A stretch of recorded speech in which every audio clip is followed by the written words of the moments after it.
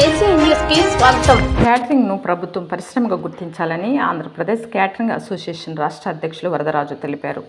సోమవారం నెల్లూరు జిల్లా caterings association ఆత్మీయ సమావేశం నెల్లూరు మైపాడ్రెడ్డిలో ఘనంగా నిర్వహించారు. ఈ ఆత్మీయ సమావేశానికి ముఖ్య అతిథిగా వచ్చేసిన ఆయన మాట్లాడుతూ హోటల్ పరిశ్రమను గుర్తించిన విధంగా క్యాటరింగ్ను కూడా పరిశ్రమగా గుర్తించి ఆదుకోవాలన్నారు. క్యాటరింగ్ను నమ్ముకొని ఎంతోమంది ఉపాధి పొందుతుందన్నారు. నేడు క్యాటరింగ్ అనేక సందర్భాలలో ఎంతోమందికి నాణ్యమైన భోజనం అందిస్తుందన్నారు. ఈ కార్యక్రమంలో నెల్లూరు జిల్లా క్యాటరింగ్ అసోసియేషన్ జిల్లా అధ్యక్షుడు వినయ్, తాలూరి రాము, శ్రీనివాసులు రెడ్డి, రాజు, చంద్ర, రాధాకృష్ణ తదితరులు పాల్గొన్నారు.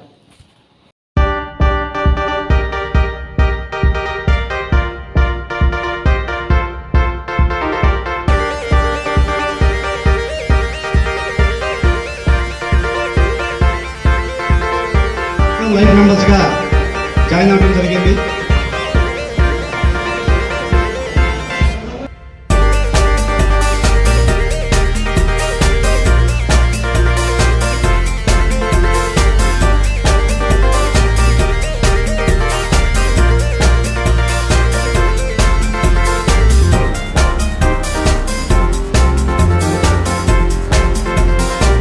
ఆంధ్ర రాష్ట్రంలో ఉన్నటువంటి అన్ని జిల్లాల్లో కూడా ప్రతి జిల్లా అసోసియేషన్ని కూడా ఫామ్ చేయడం జరిగింది.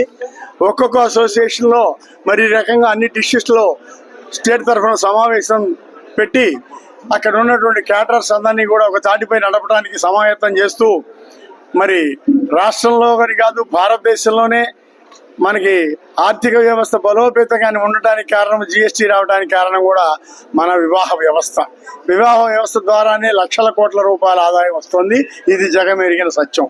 ఇంత చేస్తూ కూడా ఈ క్యాటరర్స్ ఎవరు కూడా కేవలం ఆ రోజున వండటం, పంపించడం, భోజనం పెడతాం, మంచి పేరు తెచ్చుకోవడమే కానీ అందరం కలిసికట్టుగా ఉండి మనం ఒక దీన్ని ఇండస్ట్రీగా గుర్తించాలి. ప్రభుత్వం క్యాటరింగ్ రంగాన్ని, ఆతిథ్య రంగం, ఇది కూడా భోజనం పెట్టి ఆతిథ్యం ఇస్తున్నాం అందరికీ.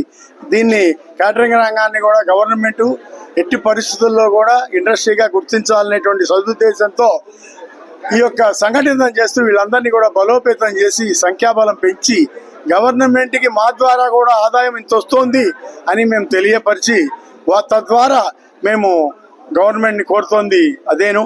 మరి కేవలం ఉద్యోగం అంటే సాఫ్ట్వేరు తర్వాత ఏసీలో కూర్చునేదే కాదు, అంతకంటే ఎక్కువగా ఈ రోజున మీకు మరి ఈ క్యాటరింగ్ రంగంలో అయినా హోటల్స్ రంగంలో అయినా ఇవాళ మాస్టర్ చెఫ్ 5 లక్షల నుంచి 10 లక్షల నెలకు డ్రా చేస్తున్నారు జీతం. ఒక వంటవాడు అనే పదం అంటే మరి ఏం చెప్తాం మరి. కాబట్టి ఈ రంగంలో కూడా ఈ ఆతిథ్య రంగంలో ఎన్నో మంచి పోస్టులు ఉన్నాయి, ఎంతో మందికి చక్కటి ఉపాధి ఉంది. కాబట్టి ఈ రంగం డెవలప్ అవడానికే ఈ అసోసియేషన్ ద్వారా సేవాభావంతో మా దగ్గర పనిచేసే వర్కర్స్ కానీ మా క్యాటరింగ్ రంగంలో ఉన్నటువంటి ఆర్థికంగా ఇబ్బంది పడుతున్నటువంటి వాళ్ళ పిల్లల్ని కూడా ఎంతో మందిని చదివిస్తున్నాం.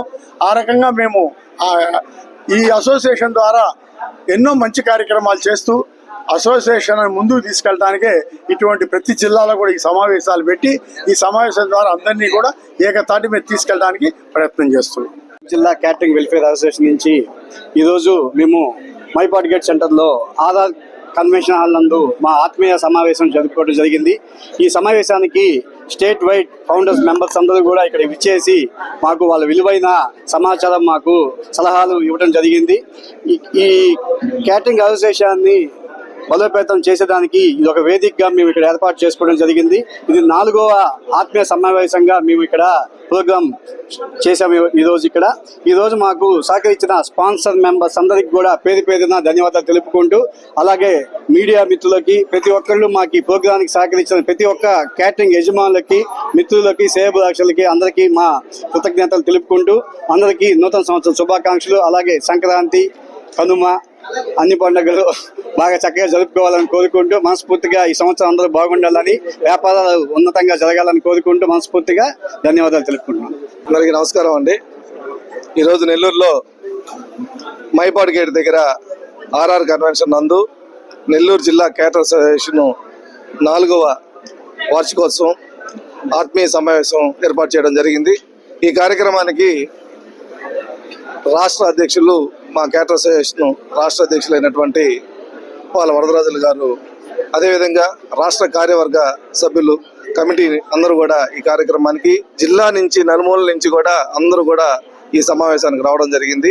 ఈరోజు ఈ సమావేశంలో అన్ని అంశాల గురించి మేము చర్చించుకోవడం జరిగింది. అదేవిధంగా పెద్దలు రాష్ట్ర అధ్యక్షులు, రాష్ట్ర కార్యవర్గ సభ్యులు కూడా మా అందరికి కూడా నెల్లూరు జిల్లాలో క్యాటరింగ్ యజమానులందరికీ కూడా సూచనలు, వారు మాకు మార్గదర్శకంగా నిలబడి ఏ విధంగా ముందుకెళ్లాలా, సమస్యలను ఏ విధంగా అధిగమించుకోవాలని చెప్పనేసి మాకు ముఖ్యంగా వాళ్ళు మాకు చాలా మంచి మంచి విషయాలు చెప్పడం జరిగింది.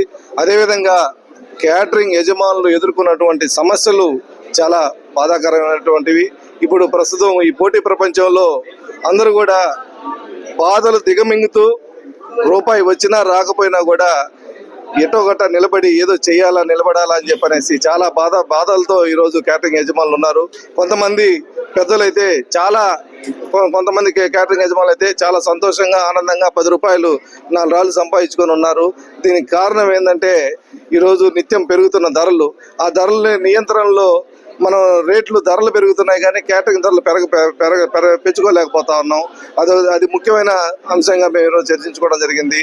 అదేవిధంగా ఈ క్యాటరింగ్ రంగాన్ని పరిశ్రమగా గుర్తించాలని చెప్పనేసి మేము రాబోయే రోజుల్లో దీన్ని మా ఆంధ్రప్రదేశ్ క్యాటర్స్ అందరం కూడా దీన్ని ఒక ఉద్యమంలాగా తీసుకెళ్లి రాష్ట్ర ప్రభుత్వానికి మా సమస్యలను విన్నవించి మా క్యాటరింగ్ని ఒక పరిశ్రమగా గుర్తించండి, మాకు కూడా సబ్సిడీతో కూడినటువంటి రుణాలు